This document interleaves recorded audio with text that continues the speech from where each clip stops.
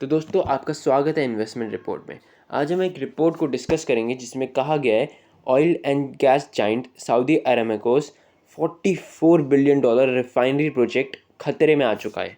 ये project Ratnagiri district of Mumbai of Maharashtra में बनना था और इसकी शुरुआत 2015 में ही हो गई थी और इसे 2022 में ही कमीशन कर दिया जाना था।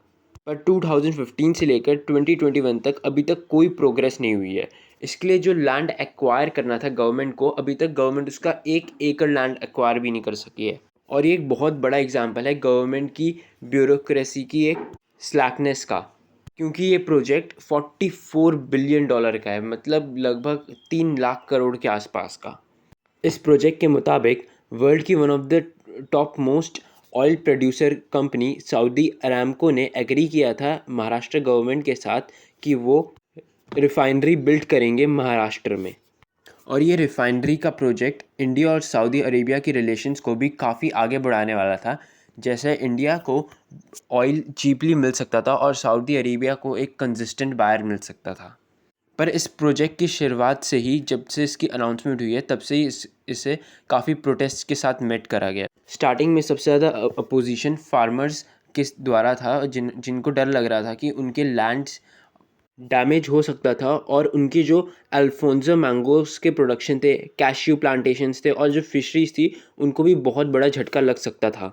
और इस पे बड़े सारे एनवायरमेंटलिस्ट एंड एक्टिविस्ट ने भी अपनी चिंता जताई थी, क्योंकि ये प्रोजेक्ट सिर्फ 50 किलोमीटर दूर था जैतापुर से, जहाँ पर एक न्यूक्लियर पावर प्लांट था ऑलरेडी। तो ये प्रोजेक्ट एनवायरमेंटली स्पीकिंग काफ़ी डेंजरस हो सकता था। और इस प्रोजेक्ट में काफ़ी बड़ा अपोजिशन आया है फ़िलहाल शिवसेना पार्टी के द्वारा, जिन्होंने इन्वायरमेंटल कंसर्न रेज़ करे हैं इस प्रोजेक्ट के ऊपर। पर जो करंट गवर्नमेंट ऑफ महाराष्ट्र ने बताया है कि वो इस प्लान को रीलोकेट करेंगे रादर दैन अबैंडनिंग इट, और इसके लिए कोई नया लैंड प्रोवाइड करेंगे ताकि ये प्रोजेक्ट सक्सेसफुली लॉन्च हो सके। इंडिया में land acquisition for big infrastructure and development and industrial projects काफ़ी ज़्यादा ख़राब तरीके से प्रोग्रेस की है। जबकि लैंड एक्विजिशन लॉस काफ़ी ज़्यादा ईज़ कर दिए गए हैं, फिर भी कंपनीज़ को काफ़ी प्रॉब्लम फेस करनी पड़ी अपने प्रोजेक्ट्स को इम्प्लीमेंट करने में, और गवर्नमेंट को भी काफ़ी ज़्यादा प्रॉब्लम हुई है। इस पूरे प्रोजेक्ट के लिए 15,000 एकड़ का लैंड की ज़रूरत है, जिसमें से government has failed to even procure 1 एकड़ का लैंड भी। ऑल्दो गवर्नमेंट ने एश्योर किया है कि इस प्रोजेक्ट के थ्रू काफ़ी ज़्यादा एम्प्लॉयमेंट पोटेंशियल और एडिक्वेट कंपनसेशन लोगों को मिल सकता है। और एक सोर्स के मुताबिक गवर्नमेंट का मानना है कि 1,50,000 से ज़्यादा डायरेक्ट और इनडायरेक्ट जॉब्स क्रिएट हो सकती हैं इस प्रोजेक्ट की वजह से। पर वहाँ के जो लोकल पीपल हैं उनका ये मानना नहीं है, और वो अपनी करंट इनकम थ्रू एग्रीकल्चर और फिशिंग से ही खुश हैं। और इस प्रोजेक्ट की इम्पोर्टेंस और भी ज़्यादा बढ़ जाती है इस टाइम पीरियड में, क्योंकि कोरोना वायरस पैंडमिक के चलते हुए इन्वेस्टमेंट इंडिया में बहुत ही ज़्यादा कम आई हैं, जिसकी वजह से इतनी बड़ी इन्वेस्टमेंट गवर्नमेंट के लिए बहुत ज़्यादा बड़ी बात हो जाती है, और गवर्नमेंट को अपनी काफ़ी ज़्यादा एफर्ट पुट करना पड़ रहा है इस प्रोजेक्ट को अंडरटेक करने के लिए। और क्योंकि अनएम्प्लॉयमेंट और रेवेन्यू दोनों को ही बहुत बड़ा झटका लगा था, तो इसकी वजह से गवर्नमेंट और भी ज़्यादा इसको पुश दे रही है ताकि ये प्रोजेक्ट एटलीस्ट स्टार्ट तो हो जाए। और ये सिर्फ एक रिफाइनरी प्रोजेक्ट की ही बात नहीं है, ये बहुत सारे एग्जांपल्स में से एक चुनिंदा एग्जांपल है गवर्नमेंट की फेलियर का अपने प्रोजेक्ट्स को इनिशिएट करने में। महाराष्ट्र जो हमारी पूरी कंट्री का एक फाइनेंशियल स्टेट है, जहाँ पे बहुत ही ज़्यादा इन्वेस्टमेंट्स होती है, और it is the top goods and services producing country state of the country. वहाँ पे काफ़ी सारे नए इंफ्रास्ट्रक्चर एंड डेवलपमेंट प्रोजेक्ट्स को स्टॉपेज हो रही है, और इससे हमारी कंट्री की इकोनॉमी पे बहुत ही ख़राब इम्पैक्ट पड़ रहा है। काफ़ी सारे प्रोजेक्ट्स जैसे Navi Mumbai special economic zone, Mumbai metro, Navi Mumbai airport, bullet train and between Mumbai and Ahmedabad, इन सभी प्रोजेक्ट्स में काफ़ी सारी अड़चनें आ रही हैं, और इनका एक बहुत ही बड़ा प्राइमरी रीज़न है लैंड एक्विजिशन, जिसमें गवर्नमेंट को बहुत ही ज़्यादा प्रॉब्लम हो रही है।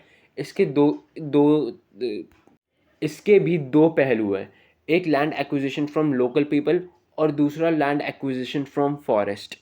लोकल पीपल को ये डर लगता है कि उनका लाइवलीहुड चला जाएगा और उन्हें उनके लैंड के लिए एडिक्वेट कंपेंसेशन भी नहीं मिलेगा, जिसकी वजह से इनके प्रोजेक्ट्स में काफ़ी सारी अड़चनें आती हैं और लाखों की गिनती में लोग इनके प्रोजेक्ट्स का प्रोटेस्ट करते हैं। और जहाँ पे लैंड एक्विजिशन फ्रॉम फॉरेस्ट करना होता है, वहाँ पे इनको लीगल प्रॉब्लम्स आती हैं। जैसे एनवायरमेंटलिस्ट और एक्टिविस्ट काफ़ी ज़्यादा सारे प्रोटेस्ट करते हैं in against government in legal platforms, जैसे कोर्ट में काफ़ी सारी अपीलें आ जाती हैं, जिसकी वजह से प्रोजेक्ट में और भी ज़्यादा डिले हो जाता है। और ये सारे प्रोजेक्ट्स जो हैं वो सारे मुंबई के पास हैं, और आपको जैसे पता ही होगा कि मुंबई में लैंड मिलना बहुत ही ज़्यादा मुश्किल की बात है। और वहाँ पे ऑलरेडी इन्वायरमेंट पे बहुत ही बेकार इम्पैक्ट हो चुका है, क्योंकि वहाँ पे फॉरेस्ट और ट्रीज़ तो ना के बराबर ही हैं। और वहाँ का इकोसिस्टम काफ़ी बैडली इफ़ेक्ट हो चुका है, जिसकी वजह से काफ़ी सारे इन्वायरमेंटलिस्ट ने अपनी चिंता जताई है। और उनके मुताबिक ये इतने सारे प्रोजेक्ट्स अगर इनिशिएट कर दिए गए, तो जो ऑलरेडी एग्जिस्टिंग इकोसिस्टम है उस पर भी और ही भी बेकार इम्पैक्ट पड़ेगा। आईओसी जो है, इंडिया ऑयल कॉरपोरेशन, जो इस प्रोजेक्ट में काफ़ी बड़ा पार्टनर था, उसने भी अपनी चिंताएं जताई हैं।